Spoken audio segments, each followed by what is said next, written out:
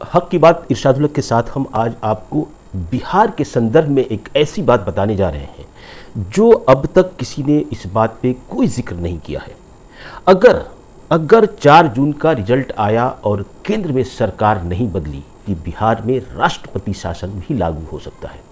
और अगर केंद्र की सरकार बदल गई तो उस हालत में बिहार की भी सत्ता बदल सकती है। इसके संकेत मिलने लगे हैं और पिछले 20 साल में इस तरह का कोई संकेत प्रशासनिक स्तर पर नहीं देखा गया। क्या राज्यपाल की तरफ से कोई ऐसी कार्रवाई के संकेत मिलने लगे हैं जिससे ये कहा जा सकता है कि भारत सरकार यानी कि केंद्र की भारतीय जनता पार्टी बिहार में राष्ट्रपति शासन लागू करने के संकेत देने लगी है? दरअसल बिहार के जो गवर्नर विश्वनाथ आर्लेकर ने प्रशासनिक मामलों में सीधा हस्तक्षेप किया है।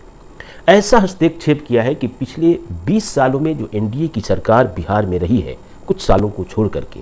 वैसा हस्तक्षेप आज तक किसी भी राज्यपाल ने नहीं किया, जबकि कई बार इस तरह की स्थितियां आई हैं। इस संदर्भ में हम आगे आपको जानकारी देंगे कि कैसे बिहार के गवर्नर ने हस्तक्षेप किया है प्रशासनिक मामलों में। लेकिन उससे पहले हम आपको ये बताना चाहते हैं कि 4 जून को रिजल्ट आने वाला है। अगर रिजल्ट भारतीय जनता पार्टी की उम्मीदों के बरअक्स चले गए और उसकी सरकार नहीं बन पाई, तो ये तय माना जा रहा है कि जिसके संकेत तेजस्वी यादव देते भी रहे हैं कि उनके चाचा का आशीर्वाद उनके साथ है, 4 जून के बाद कोई बड़ा फैसला चाचा ले सकते हैं। लेकिन भारतीय जनता पार्टी इतनी आसानी से चीज़ों को छोड़ने वाली नहीं है, और भारतीय जनता पार्टी तो महाराष्ट्र जैसे राज्य में सत्ता को इस तरह से रौंदने की कोशिश की है और रौंदा है, तो फिर बिहार में क्या वो छोड़ देगी? दरअसल ये तय सा माना जा रहा है कि भारतीय जनता पार्टी और नीतीश कुमार के जो रिश्ते हैं वो इतने खटास उसमें आ गए हैं कि इसकी वजह से नीतीश बनारस में मोदी के नामांकन में नहीं गए और कई सभाओं में उनके शामिल नहीं हुए। इधर तेजस्वी यादव बार बार ये जो जिक्र कर रहे हैं कि चाचा का उनके ऊपर आशीर्वाद है, तो ये सारी चीज़ें, ये सारे खेल को भारतीय जनता पार्टी भी बखूबी समझ रही है। और यही वजह है कि शक्ति यादव जो राष्ट्रीय जनता दल के नेता हैं, उन्होंने कहा है कि राजभवन में केंद्र से कोई 2 व्यक्ति आकर के बैठा हुआ है, जिसमें उन्होंने बजाते नाम बताया है, जिसमें एक का एम कश्यप और दूसरा एम के भाई, ये राजभवन में आकर के बैठे हुए हैं। 1 तारीख को अंतिम चरण का चुनाव है, 4 तारीख को परिणाम आने हैं। लेकिन उससे भी बड़ा खेल गवर्नर विश्वनाथ आर्लेकर ने खेल दिया है, वो ये कि पहली बार किसी गवर्नर ने पिछले 20 सालों में प्रशासनिक मामलों में हस्तक्षेप किया है और पटना के डीएम, पटना के एसएसपी और पटना यूनिवर्सिटी के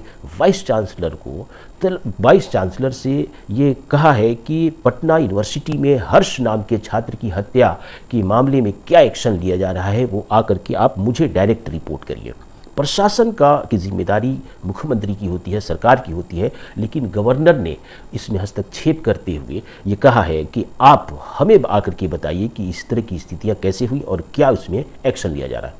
आप ये कह सकते हैं कि गवर्नर कुलाधिपति होता है, इसलिए वो वाइस चांसलर को तलब भी कर सकता है, और यूनिवर्सिटी में अगर किसी तरह की कानून और व्यवस्था की स्थिति उत्पन्न होती है तो इसकी जिम्मेदारी कुलाधिपति होने के नाते उनकी है। लेकिन मामला सिर्फ इतना नहीं है। मामला ये है कि प्रशासन का मामला है, वो किसी शिक्षा या शिक्षा के सत्र से जुड़ा मामला नहीं है। आपको हम बताएं कि सारण में जो चुनाव हुआ था, उस चुनाव के बाद वहाँ पे चंदन यादव नाम के एक लड़के की हत्या कर दी गई और कुछ लोगों को गोलियों से भून डाला गया, जिसमें केंद्र में मंत्री रह चुके भारतीय जनता पार्टी के वहाँ के सांसद